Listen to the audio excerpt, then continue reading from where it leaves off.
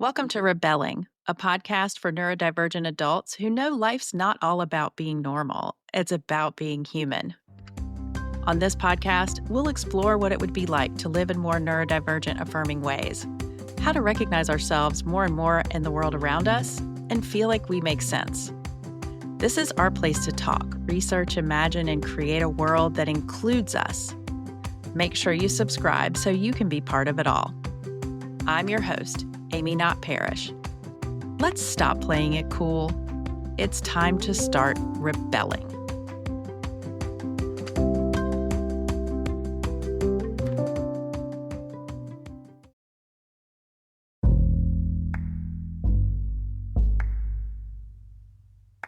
Can you take me back to the moment when you first recognized, oh, I might be autistic or ADHD, neurodivergent? Like, what was that moment? It was ADHD first, and it was probably 5 years ago. I was working and not able to organize my thoughts for how to execute my day, like in a way that I had always struggled with, but like this day it was just exponentially bad and I couldn't figure out why. And I was having a conversation with a friend who is ADHD, and she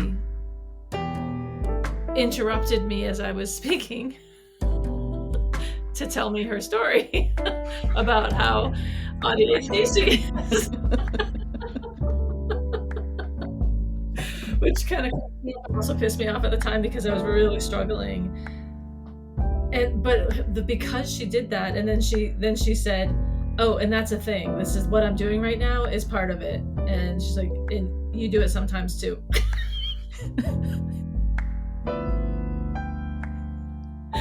And then she just sent me a bunch of links to information, and I was like just reading and going, that's me. Yeah, that's me. Oh yeah, that's me. Oh, that's both of my children. That's all of us. Wow. So it was just like this light dawning in a dark closet.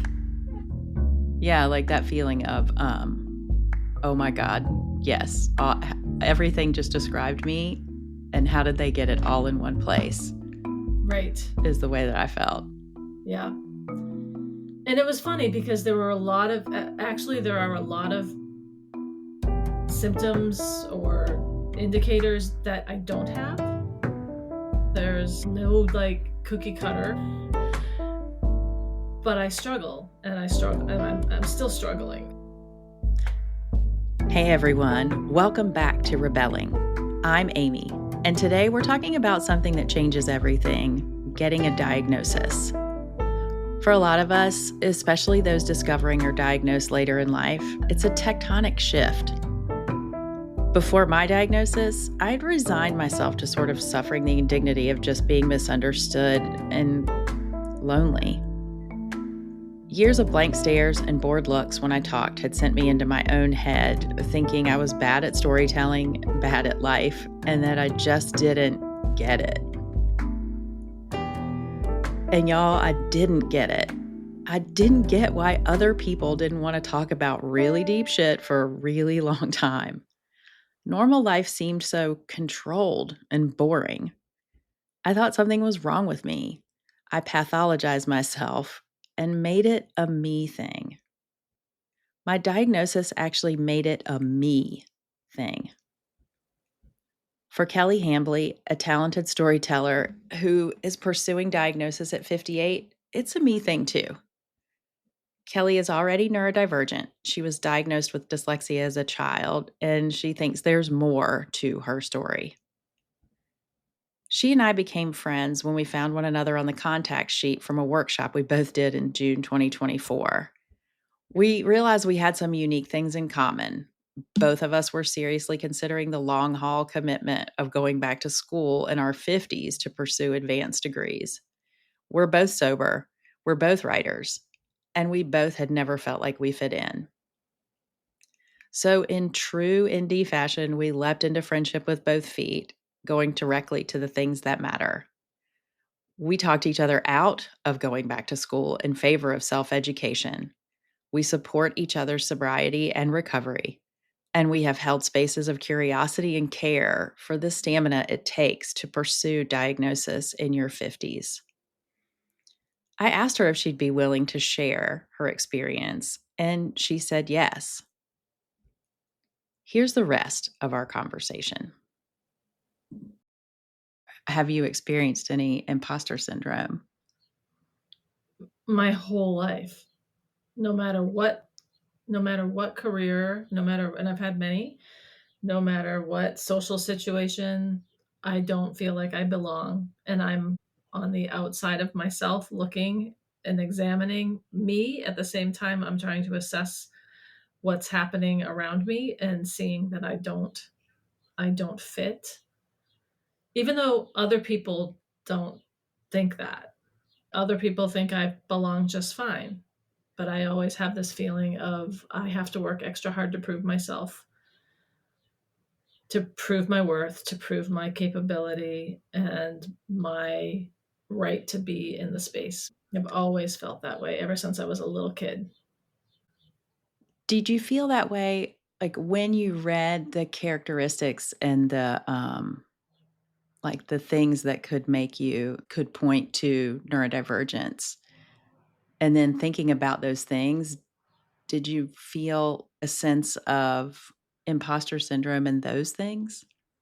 Oh yes, I still do. I'm about to embark on the assessment journey, and I just going through, like, I was filling out the tests, the online tests that they want you to do before you have your first session, your the psychiatric eval, and I felt like, oh, you're just making all of this up. You're not. This isn't real. You're just trying to fit in here. You're just trying to find a reason why you're so broken and why you can't manage your life the way that you think you're supposed to. And this is just another possibility, but it's not who you are. Oh my god. Kelly, that's so the same experience that I had, which was I'm trying to answer the questions and then wait, am I making up this answer or is this my actual answer? Now, oh, wait, is this really me or not really me?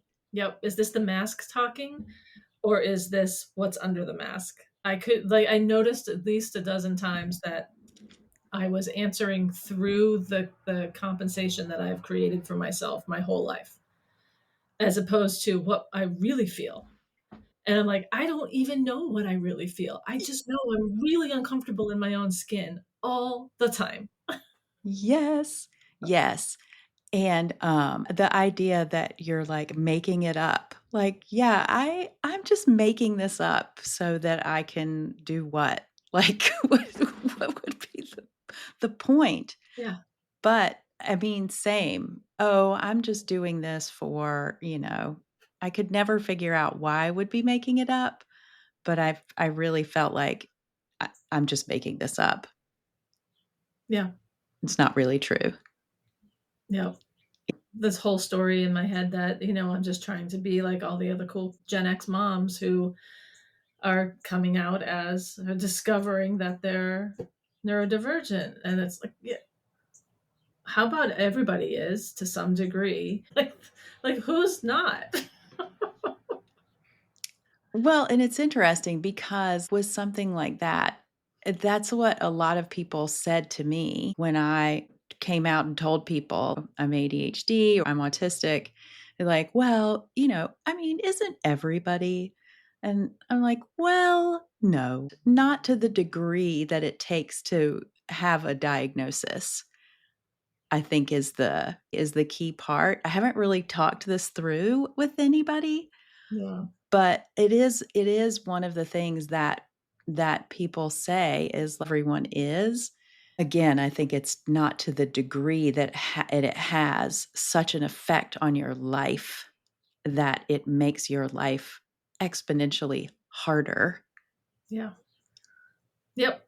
And what the reason I said that is because I feel like that's just an internalized story Yes. from the culture that I have. Like I'm actually putting it on myself not even, it's not coming from somebody else saying, oh, everybody's a little. I'm like, I'm doing that to myself. Internalized ableism is, so freaking hard.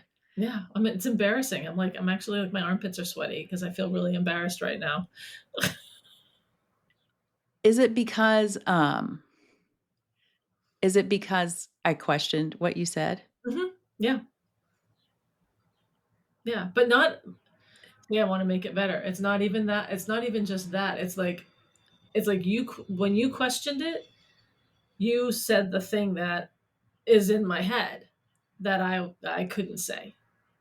Mhm. Like I know that already, and yet I still was incapable of just not saying that. Because being neurodivergent is learning about all of these things so that you can start to undo all of that stuff. You're just starting the process and doing the paperwork and have the meeting set up. When you think about what you're hoping for from that, what is it? I was thinking about that a lot last night, actually. First and foremost, clarity. Just clarity of understanding how my brain works and how I want to understand better how not knowing that and not having language for that most of my life has necessitated my powering through things that were deeply painful and uncomfortable and had the effect of exhausting me, you know? Like I want to then learn how to live more freely and still contribute the things that I want to contribute to the world, because I feel like I can't right now. I feel like I'm just on this treadmill of like managing, or I feel like I'm just in this constant state of triage with my life, and there's no joy in that. What if you don't get diagnosed? What do you do then? Yeah, I don't know. That's good question. It makes me think too, Kelly, that like the outlier, the outsider feeling consistently outside of, and then it makes sense that we would also think that, oh, well, this is true for other people, but not for me in a different scenario, if that makes sense. It does. Yeah, there's an exceptionalism, and in a negative way, not like a positive one. Not like I'm so much better. It's like I'm so much worse, which is just the same thing, just the other side of that. Yeah. And of course, I would be the only person that this doesn't work for or that, has this happen to me because um, my therapist used to say, it was kind of like, oh, because I think I'm special. But it totally tracks with if you have felt outside of, then naturally anything that might be true for the group would automatically not be true for you. Mm-hmm. Yeah, Yeah, that's really interesting yeah, that really that feels illuminating. because it's not like you said, it's not in the way of specialness or I'm so great. It's just of course it would be different for me. Yeah, I really do have just this pit of dread that I'm going to be told, no, you don't. That's not what's going on with you. It makes me wonder about second opinions too. Yeah, I mean that's partly why I changed, decided to listen to my gut on this one practitioner and change, because I had this feeling that that one was going to be like not helpful. Yeah. So, like, if it is like a hardcore no, and there's nothing after that, no, like, let's explore this instead, then I will seek another opinion because something's not right, you know? Right. Right. And like also just our tendency to mask. And so, how do you know in this assessment if you're not answering like you should versus answering like you actually feel? And do you even know how you actually feel? That's the issue. That is really the issue, and I've really been aware of it in the last couple of months as I've been exploring all of this. And thinking back to my last therapy sessions, I'm really aware of how I answered so she would like me. So she would think I was smart and like not smart, grounded. She would see me as grounded and as not necessarily needing help and like tapped into my intuition. But she pointed it out towards the end. She's like, I do notice that when I ask you to talk about how you feel, you really talk around it. You can't identify your feelings very deeply. And I was like, what are you talking about? I'm a writer. Of course I can name them. It's like, yeah, from a distance you can, but people ask me about how I like. If you were to ask me how I feel about this right now, I'd freeze. I would just like be all cold and sweaty and weird.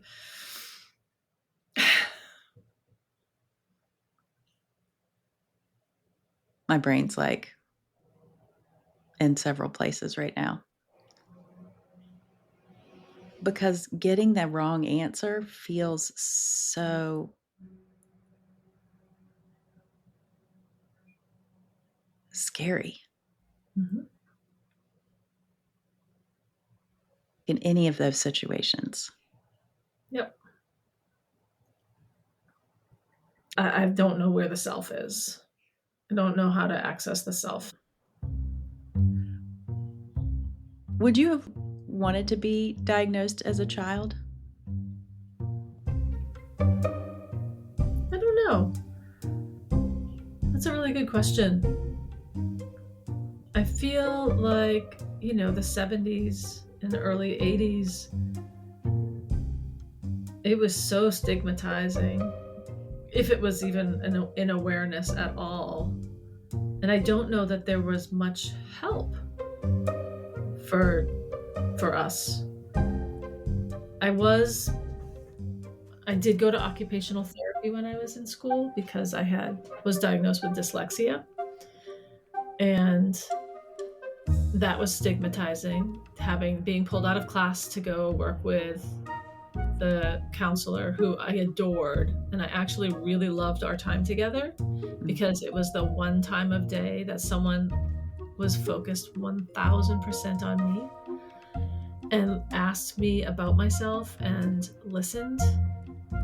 I can remember the way she smelled Mhm. in the tiny little office, and how like I'd walk into the room and be like, I am actually being cared for right now. But got made fun of for having to leave the classroom, told I wasn't smart, always pointing out, like seeing the notes on the progress reports and stuff that I was doing better, because I did. I got better. I worked at it. It's just always the little notes about ways that I wasn't quite fitting in. And I don't know that having a diagnosis at that point would have done much for me. And it's interesting because that feeling in me drove me saying no to my son being diagnosed. Like his teachers, it was ADD at that point in the 90s, and they were like, he is severely ADD and he needs to be on Ritalin. And I was just like, hippie granola crunchy girl. I'm just like, man, no, that's not happening. And he's just bored in your classroom. And like, which is true too. But oh, he is definitely somewhere on the spectrum. I mean, he and I talk about it all the time, and I apologize to him. But that, like, my reticence about, or my negative experience as a child just with dyslexia, and at that point, there still wasn't any cultural acceptance of like that there is a spectrum and that most people fall into it somewhere, and some people need help. It was just a negative. It was just a negative. So, and my daughter too. She also is, and her father is, and both of my kids' fathers are. you know. So, yeah, I don't know. Did that answer the question? Did I? Yeah. It's I kind of feel the same way, and it's interesting. I had a similar experience with both of my kids, who are both multiply neurodivergent, and I didn't want to give them that label. My youngest is 16 now, and my oldest is 20, and so that would be, yeah, 15, 16 years ago. And I just didn't want them to have the label. I didn't want them to have to bear the weight of that at school, because it was already hard enough for both of them, that I just didn't want another reason why school sucked. Yep, totally. Mm, Thank you. It's hard to talk about, isn't it? it's really painful. Yeah. I feel that right now. Yeah. Interestingly, both kids are, I mean, they're adults now. One's 30, 32, and 21. And they both, I've told them both that I'm seeking a diagnosis, and they're so supportive. And they're funny. They're like, yeah, no, duh.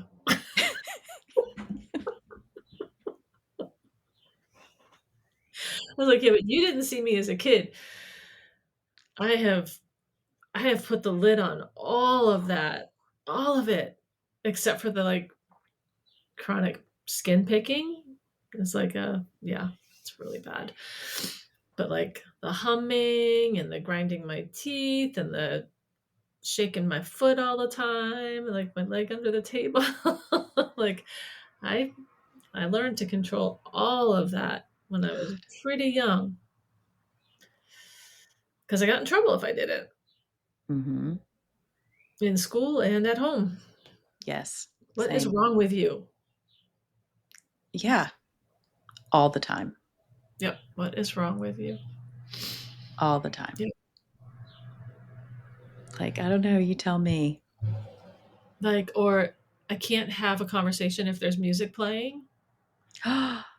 Me neither. And I hate that when I go to someone's house and they've got the music on in the background just because, and I'm like, "Uh-oh.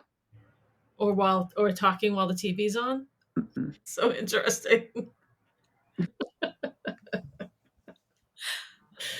I've only just become aware of the masks, like to Mm." really articulate it. And that's not just going to go away. It's going to take a lot of painful practice. And it's so interesting to notice all the places where you are not your actual self. I think it's all the places. It's in a lot of I think it's places. most of the places. Yeah. Yeah. This weekend, this weekend is Jawbone, which is the big poetry festival in Kent that happens every year. It's been going on for almost 50 years. And all of these amazing poets that I know are coming to town. And since I stopped drinking, it's a very different scene for me. And I don't feel like I'm part of the flow. It's a literal flow of alcohol and words that happens for 3 days and 3 nights. And now with this new like framework inside of my head, just this is new awareness. I'm really curious how I'm going to show up and like how much of it I'm going to be able to participate in without needing to just be like, and I'm done and I'm going to go home and stare at the ceiling. Like, and will I allow myself that to tap out, or will I power through and be with everyone because they're going to all be gone until next year and I won't see them again for another year. Will I take care of myself through this? I will by not drinking, of course, but it's interesting. Yeah. Because what I thought of is like, will I let myself tap out? And then will you let yourself tap back in? Yeah. Could it be both instead of either or? Yeah. Take a rest and then go back. Take a rest, then go back. Yeah. And it not feel like, oh, well, if I leave and then come back, that's going to look weird. And then people are going to be like, where'd you go? Blah, blah, Yeah. blah. Like, Well, meanwhile, like everybody does that. Why do I need to be the one holding the container for like, no one's asked me to. Nobody has asked me to do that. I just feel this responsibility somehow. yeah. It's really weird. That's like, it makes me think that it just gives you the ability to, like, even considering diagnosis or offering it to yourself as part of who you are, gives you that ability to stop taking responsibility for everybody else. Yeah. And start taking responsibility for yourself. Yeah, there's a real entanglement with codependency here. Yeah, which I am so curious about. Is it actual classic codependency or is it something else? Because of the masking. Mm-hmm. Yeah. Yeah. I think I've got some classic in there. I mean, fair, same. I think you're right. I think there's a lot of that masking in there. I want to look like I know what I'm doing and I don't want to stick out. And so I'm just not going to get perceived. And so it's not necessarily for the other person as much as it is for you. Mm-hmm. Don't want to be perceived. Oof. Which is hilarious considering I wanted to be in theater. Thanks, Kelly. You're welcome. Thank you. And if there's nothing usable and you want me to do it again, I'd be happy to. Oh, good. Thank you. Yeah. I know I was kind of... You were absolutely wonderful. All right, I'm going to stop us now. Okay. Many thanks to Kelly Hambly for her willingness to share her story and for her friendship. I love you. I'm incredibly grateful for everyone who is willing to talk about being neurodivergent in a time when that can feel everything from complex to unsafe. Telling our stories out loud helps us find each other, and when we find each other, we become a part of instead of apart from. Y'all, diagnosis isn't a finish line, it's a doorway. And every story that passes through it, like Kelly's, helps make room for the rest of us. Next time, I talk to another woman named Kelly Shannon, about her diagnosis story. Kelly got diagnosed as autistic, ADHD, and gifted at the beginning of April of this year at age 28. I asked if she would be willing to share what it's like right after being diagnosed, and luckily she said yes too. See you on May 19th for that episode. Thanks for taking the time to listen to Rebelling. You can find resources and links from this episode in the show notes or at rebelling.me/podcast. Thanks to everyone who supports this podcast. And if you enjoyed this episode, please subscribe and share, rate, and review. Next time, we'll continue our conversation about neurodivergent life. Until then, keep rebelling.